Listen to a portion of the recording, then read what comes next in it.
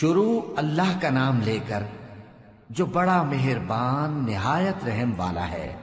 سچ مچ ہونے والی، وہ سچ مچ ہونے والی کیا ہے؟ اور تم کو کیا معلوم ہے کہ وہ سچ مچ ہونے والی کیا ہے؟ وہی کھڑکھڑانے والی جس کو سمود اور عاد دونوں نے جھٹلایا۔ سو سمود تو زبردست زلزلے سے ہلاک کر دیے گئے، رہے عاد تو ان کو نہایت زوردار آندھی سے تباہ کر دیا گیا۔ اللہ نے اس کو 7 رات اور 8 دن ان پر چلائے رکھا۔ تو اے مخاطب، تو ان لوگوں کو اس میں اس طرح گرے ہوئے دیکھتا جیسے کھجوروں کے کھوکھلے تنے، پھر کیا تو ان میں سے کسی کو بھی باقی دیکھتا ہے؟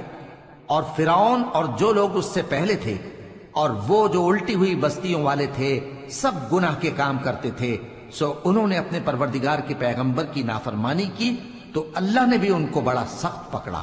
جب پانی طغیانی پر آیا تو ہم نے تم لوگوں کو کشتی میں سوار کر لیا تاکہ اس کو تمہارے لیے یادگار بنائیں اور یاد رکھنے والے کان اسے یاد رکھیں۔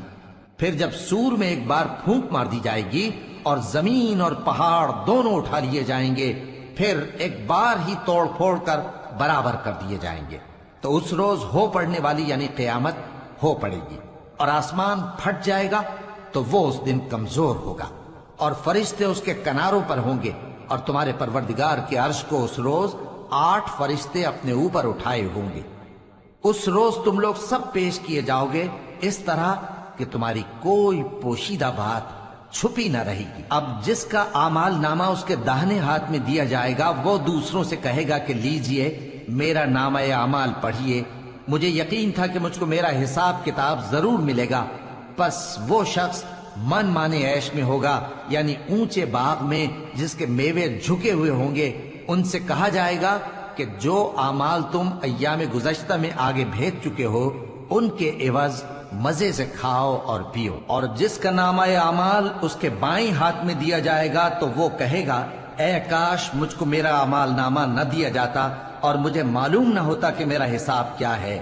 اے کاش موت میرا کام تمام کر چکی ہوتی، آج میرا مال میرے کچھ بھی کام نہ آیا، مجھ سے میرا اقتدار جاتا رہا۔ حکم ہوگا کہ اسے پکڑ لو، اب اسے طوق پہنا دو، پھر دوزخ کی آگ میں اسے جھونک دو، پھر زنجیر سے جس کی لمبائی 70 گز ہے جکڑ دو۔ یہ نہ تو اللہ عظمت والے پر ایمان لاتا تھا اور نہ فقیر کے کھانا کھلانے کی ترغیب دیتا تھا، سو آج اس کا بھی یہاں کوئی دوست نہیں اور نہ اس کے لیے کوئی کھانا ہے سوائے زخموں کے دھون کے، جس کو گناہگاروں کے سوا کوئی نہیں کھائے گا۔ سو میں ان چیزوں کی قسم کھاتا ہوں جو تم کو نظر آتی ہیں اور ان کی جو تمہیں نظر نہیں آتی، کہ یہ قرآن ایک معزز فرشتے کا پہنچایا ہوا کلام ہے، اور یہ کسی شاعر کا کلام نہیں، مگر تم لوگ بہت ہی کم ایمان لاتے ہو، اور نہ کسی کاہن کا قول ہے، لیکن تم لوگ بہت ہی کم غور و فکر کرتے ہو۔